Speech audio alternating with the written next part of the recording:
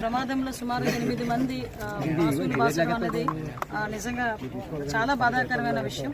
రోజు ఇక్కడ దురదృష్టకర సంఘటన, ఒక fire works Vijayalakshmi Ganesh fire works అని పేరిట ఇక్కడ సుమారుగా 20 సంవత్సరాల నుంచి ఇక్కడ ఫైర్ వర్క్స్ నడుస్తున్నాయి. వీటికి 26 వరకు కూడా లైసెన్స్ కూడా ఉంది. వాళ్ళు అన్ని ప్రికాషన్స్ కూడా తీసుకుంటున్నట్టుగా కూడా ధృవీకరణ పత్రాలు కూడా ఉన్నాయి. అయితే ఇక్కడ ఎందుకు యాక్సిడెంట్ జరిగింది అన్నది అయితే ప్రాథమిక విచారణ ప్రకారం వాళ్ళు ఏదైతే ఫైర్ వర్క్ చేస్తున్నప్పుడు కొంచెం ఓవర్లోడెడ్ మందు ఏదైతే ఉందో, మెడిసిన్ ఏదైతే ఉందో అది కొంచెం ఎక్కువ ప్రెషర్ పెట్టి చేయడం వల్ల జరిగింది అన్నది ఇక్కడ చుట్టుపక్కల వాళ్ళు ఉన్న విషయం చెప్తున్న సందర్భం. అది ఇక్కడ ఎటువంటి అంటే ఇంటెన్షనల్గా జరిగిందే కానీ ఎటువంటి పరిస్థితి కూడా కనిపించలేదు అన్నది ప్రాథమిక విచారణ ప్రకారం జరిగింది.